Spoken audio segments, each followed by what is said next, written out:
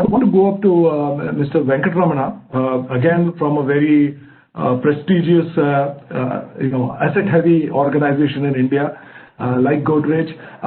Mr. Venkatramana, why is it critical for asset-intensive companies to look not only at the cost of asset maintenance, but looking at below the line costs? You know what I mean?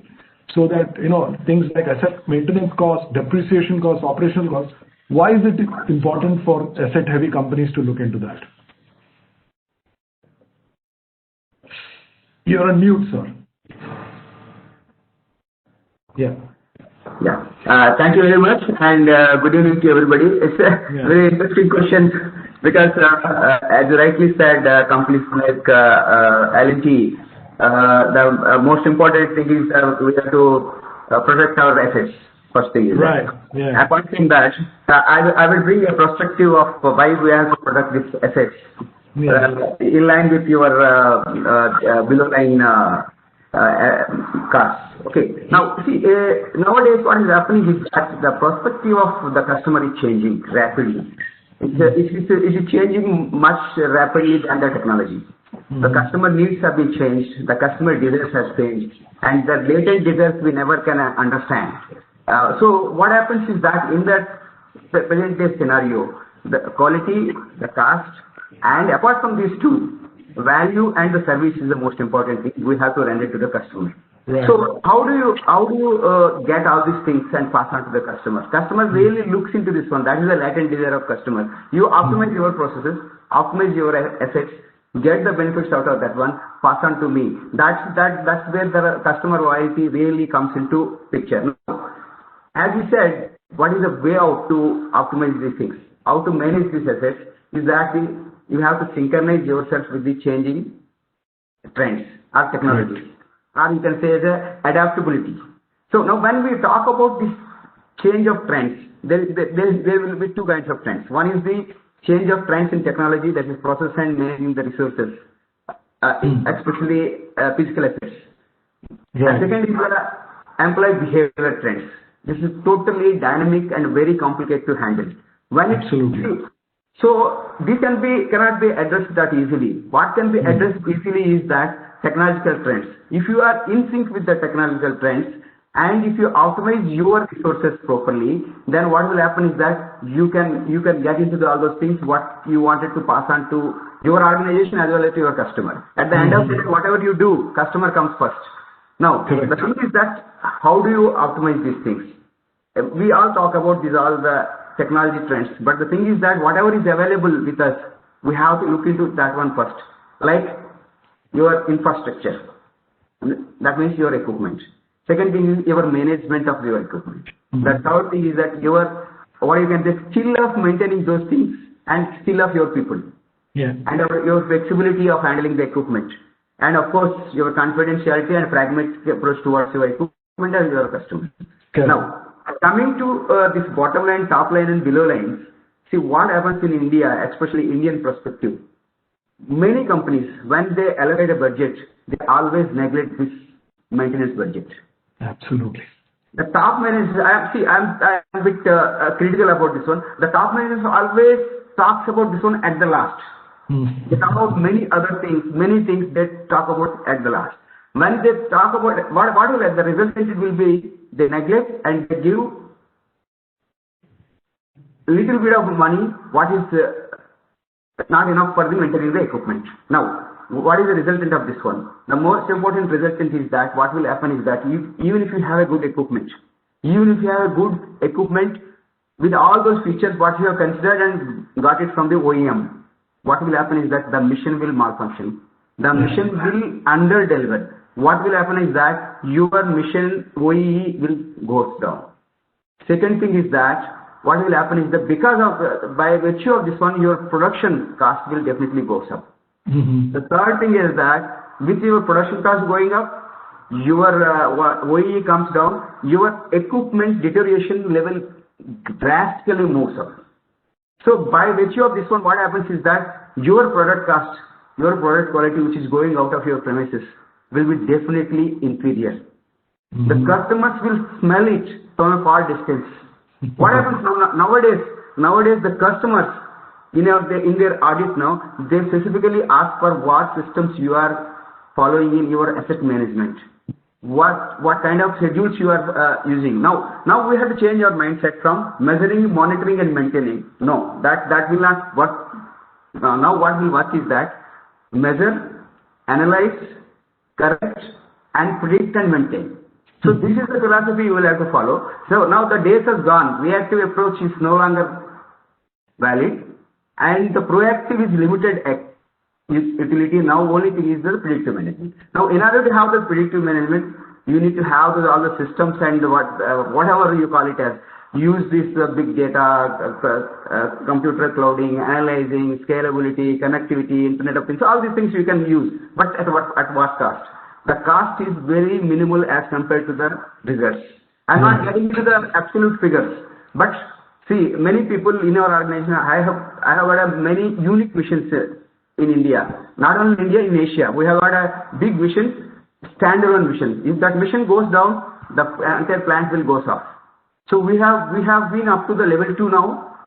Level 2 means we are getting the data, we are analyzing, and that data will be popped up to all those concerned department heads and even worker on their mobiles. What is going on the mission? By sitting here, I can tell what is going on the mission. So that doesn't cost anything. The mental blockage costs more. Absolutely. So what I wanted to say is that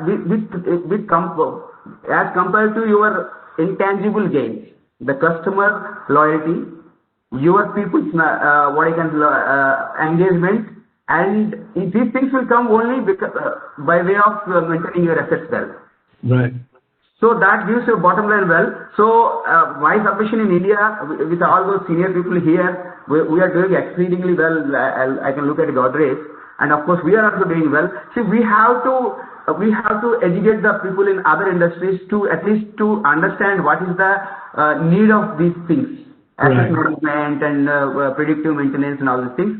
So if you do that, then the India will flourish, industries will definitely flourish, and everybody with that will give say individual growth also. So that is my submission. So that's it from my side.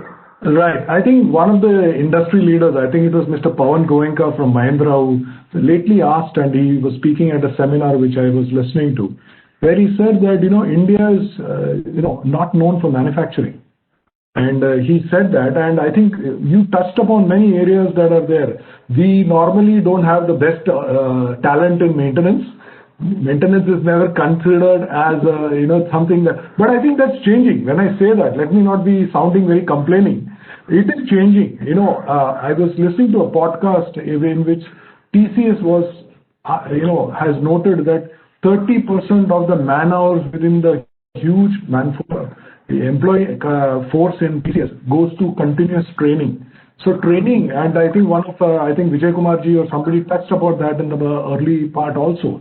It is an important aspect of even maintenance and successful IoT and all of that. So thank you, Mr. Venkataraman. I think you've touched on some really good points. And with that, I would want to thank, I would turn over to Mr. Banerjee, and I would want to thank him for joining us in his busy schedule and really, appreciate your coming back. I want to ask you, with whatever you heard on the panel that we were talking, I want to know your experiences at Vedanta, what you're doing from digitization in the maintenance area, one. Second is, I wanted to also, because you're the IT expert on the panel, I want you to give your 2 cents on what do you think cloud computing will make maintenance different. Over to you, Mr. Banerjee. Yeah, the first is what you asked me that I need to brief that panel about this and the people who are listening, that what is that Vedanta practice. Yes. Level 1 and level 2 systems are all there, as you know, for any plant to start. Store systems up to SCADA was there. Then on top of it, what we have done is that we have complete let down and historian, which is OSI 5, combination of OSI 5 and EDNA of Schneider, these two, which integrates to all the intelligent tags. Any machines which is intelligent, that tags are all getting captured on OSI layer. Mm-hmm. A vStock server in between, so to take care of the middle layer, to any message broker kind of stuff. Anything goes wrong, then that needs to be no interrupt must go silent. So it needs to be addressed. Absolutely. So we have done that. Then we used MES layer, which is we have a .NET framework, which is an ARM plug, which is standard product, which we let down there on top of it, which is an LCD layer, where it is also having 16 modules. Out of that, 11 modules are operational in Vedanta, in our segments. So what it does is that on the maintenance side, depending on the combination of that, which determines that what kind of things is happening, real-time alerts and automatically notifications and communicating to the crew is started happening. That is, say, 3 years back, it is started happening. Then the people started feeling that how I integrate the MES product with CBM, like where I have a probe. Everywhere you cannot put so much of sensor because the cost is humongous when you have so much big plant. When you talk about an 10,000 megawatt power plant at various locations, if you try to integrate everything. But yes, for the boiler, turbine, something which is very critical in nature, all those those inputs are already there, and somewhere we need certain things. We already have probes, which is constantly feeding us. And many of the places what we have done is that we got adopted batch process where my team goes, like say viscosity, like your noise, and all those stuff, probes are getting done, and the moment they download on the MES layer automatically takes it, and then they recommend whether you need to prepone your maintenance or you can postpone your maintenance. The schedule gets changed. So it is no more static plant maintenance. Earlier days, what my team used to do, and it is to be a design, based on the design, whatever we define, it is going to be repeated on a regular frequency. Is stopped. It is dynamically determined by the condition of the system and processes. That is what we have done till now. And we also started asking few people to come and do predictive for the throughput enhancement. We never talk predictive maintenance because we need end-to-end throughput for anything like say GAP, which is a carbon, which creates a huge carbon block. So there are 4, 5, 6 equipment, big equipment, which is responsible to give me a carbon block. So moment you talk about compactors, leaders, then combination of these all, how these all orchestrated and how they are performing, that needs to be done. So MES, there, when you build those kind of engine, it is to be slow and it is unnecessary in all other practice. So what I thought that no more, let us not bug this MES layer anymore. Let us go a little outside. And then we started taking niche products and doing those kind of complicated activity over there because KPIs were more and models have started heavy. So we started building something on Azure. And also we are now looking at in the integrated asset management, which is maintenance 4.0 SAP HANA, post HANA, because the HANA is, as you know, digital architect and it is an open architecture. We implemented in December 2018, we had gone live.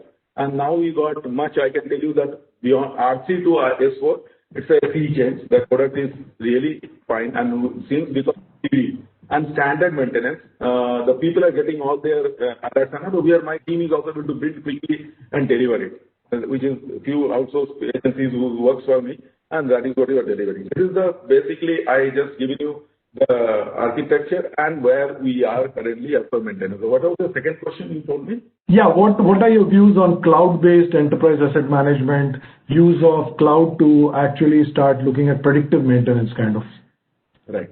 So just like as you like both of us we know, and cloud is something which is happening for so many years. There are fundamentally what you need is that for the maintenance kind of stuff and something which happens many a time more than cloud, you need edge computing. Like you need speed because we talk about so much of big model, and when the data is a simple ALSC input takes almost 35 KPIs in times. And every microsecond you are getting data. So and also then there's security. Like when we go to cloud, an entire plant data, like if you do a host-to-host integration and encryption, so it's all fine. But when you directly give that probe direct to that particular place, these things is very, very challenging. But definitely, I am keen that we are exploring cloud on all such for the plant sake I'm talking. Also this area, like the way I told you that carbon throughput, which I just explained you, those are the area where I don't have the entire plant is not getting into question mark. If at all anything goes wrong, not. So that's a big risk. The entire plant you don't want to expose. But yes, anywhere where I have put every MongoDB to everything to my side, it's a humongous cost. So will I go for cloud option? Definitely. Need best and like whatever the business case is there. Yes. Thank you, Mr. Banerjee. Pretty insightful. Now I turn to Mr. Inamdar, and I want to ask him, we all think, I think in this discussion we have all understood the advantages of maintenance 4.0. We did hear Mr. Vijay Kumar Sahu or Samir talk about it in the early. But at what cost? And Mr. Inamdar, my question to you is it worth automating everything I have, or do I really need to have some rationale to it? Over to you, Mr. Inamdar.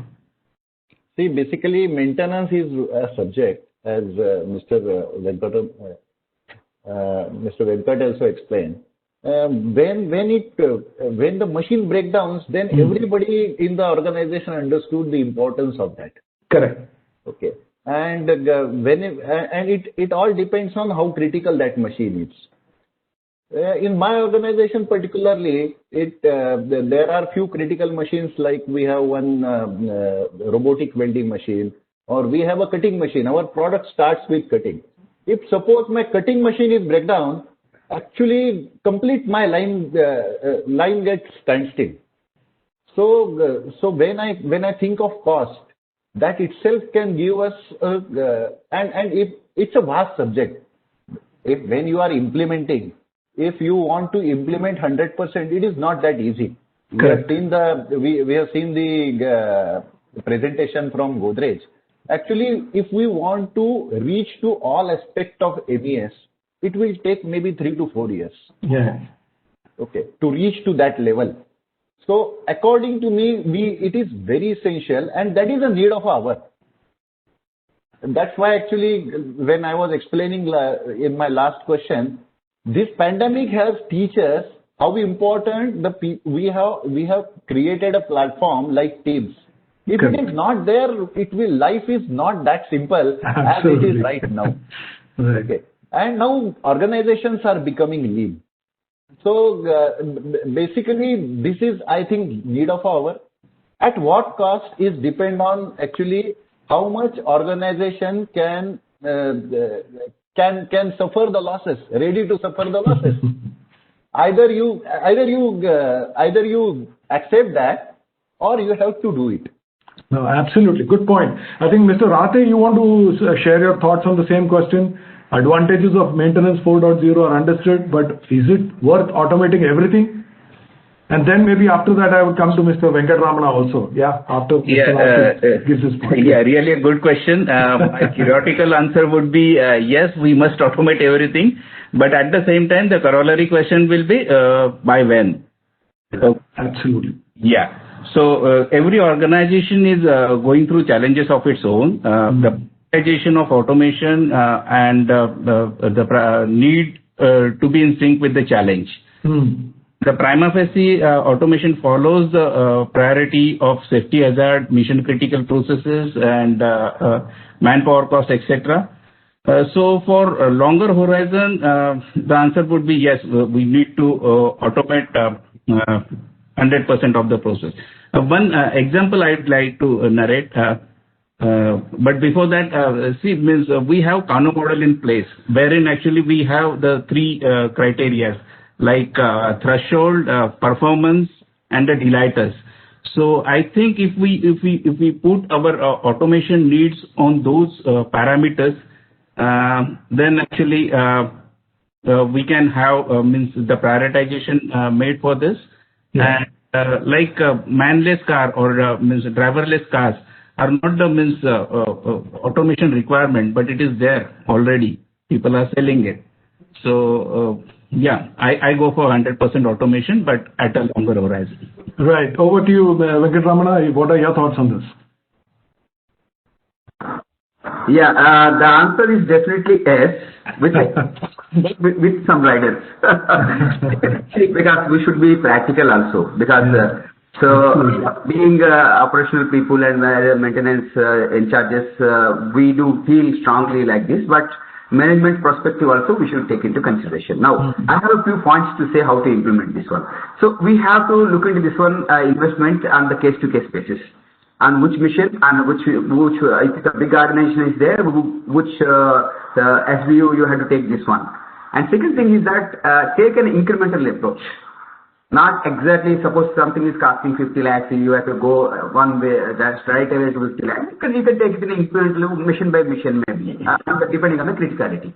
And the most important thing is that upgrade the existing maintaining practices first.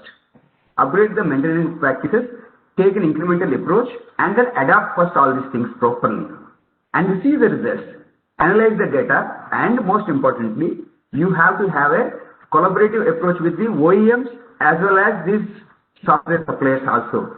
The collaborative approach in the sense not only for the getting the committed results, at the same time you can have a gain sharing proportions also. Nowadays we are also working in LIT, especially in my plant we are working in some of the areas we are working like that also. That is the most important thing. Nowadays this is a world wherein the collaborative approach is very important. The gain sharing proportion, wherein the 35 lakhs you have to spend, you need not require to spend 35 lakhs, maybe 18 lakhs. The remaining 18 lakhs you can pass on as a gain for the period of time to them. That proves your results, as well as whatever you earn now, you can pass on 50% or 60% to them. And of course, every time see the risks versus gains. The risks are always heavier than the gains. Right. So it is always better to go for something which is really required to invest. And based on these 3-4 points, we can definitely go for this. But there is absolutely, the answer is yes, but no such a chance in it. There is no question of not going for this. Because correct. I think otherwise your competitor will cut you out of the business. Absolutely. So I think Venkatraman, you just rightly touched upon. If Godrej has done this for the last 5 years, as Mr. Sabu and Mr. Rahate were mentioning, it becomes a competitive advantage, because it is not that any manufacturing company can spend double the money and do it in the shortest time, because their core business is manufacturing, but maintenance is becoming a competitive differentiator, competitive advantage that is there. While we stay on the topic, I see a question on the chat which says, how do what have been your experiences on the ROI calculations in this? Have you, one of you, Mr. Inamdar, Mr. Rahate, or Mr. Venkatramana, can you just give us a rough idea of, maybe some experience of ROI calculations you have done? We as software providers have our own way of doing it, but we want to hear it from the industry. Mr. Rahate, you want to start it? Some experience on how you sat down and discussed an ROI before you deployed a project?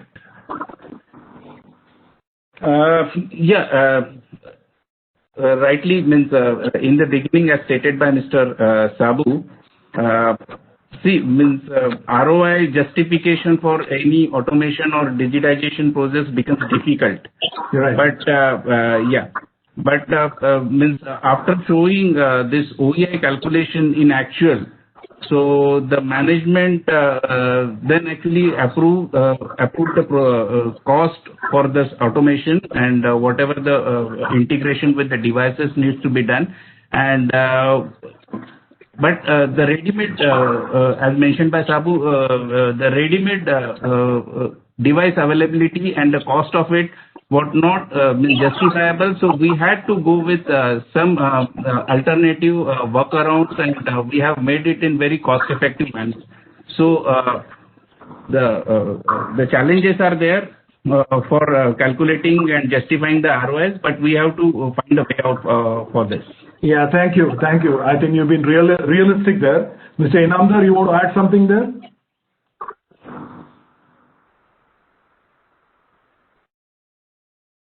I fully agree with, actually.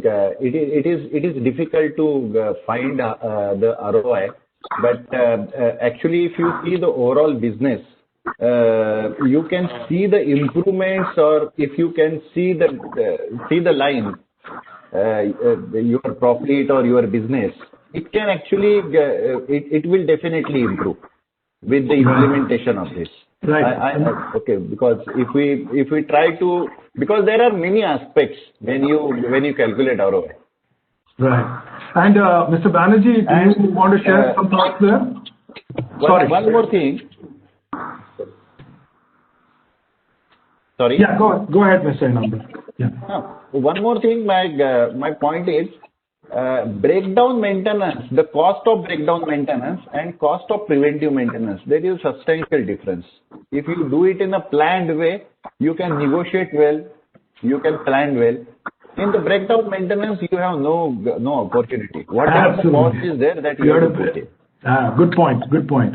Mr. Banerjee, shortly, very briefly.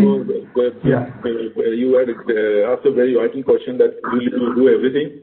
You may not, like you have not done. I'll tell you why you have not done. Because wherever there was a sensor costing me very heavily, the simple solution started giving us results. And the solution what we have done. Initially, if the people do their checks it what filling. If they do meticulously, they're going to run 24/7 without any interruption. Correct. Like design, whatever the specification, the schedule says, breakdowns are going to be very, very minimal. Yeah. Like RCA is never going to take place. What we have done is, even power plant, that when it is fourth floor or fifth floor, we have done that geofencing and simple application, which is check-fit applications. That is, you have to go to that particular equipment, which is my geofence, so I know you are there. And then only you will get to know my previous, the guy who has visited, what all he has written, what was the earlier observation and what observation now he is finding over there.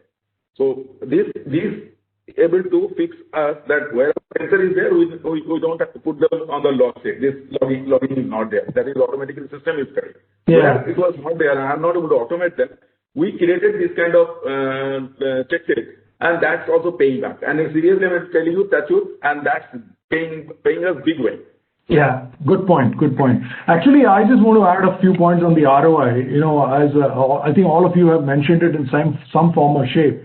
ROI, basically, you can start with deploying a EAM which can scale across enterprise, which can scale to the cloud, which can scale talking to your sensors. So that's the kind of EAM that you should look at. And once you do that, over a period of time, running your use cases like Mr. Inamdar mentioned, Mr. Banerjee mentioned, take the priority ones, the ones that really are going to hurt you. Take those ones first, because if they break down, you have to pay the price. If you maintain it, it will be more efficient and you may be able to still manage the cost. Actually, if you do that and you build over a multi-year process like what L&T or Godrej or Thermax is, or Vedanta for that matter is doing, then you will realize the benefit. You will create a competitive advantage, and it's a journey. It is not 2 minutes noodles. Let's be very clear about it. It's a journey, and that maintenance doesn't come easy. It doesn't come cheap.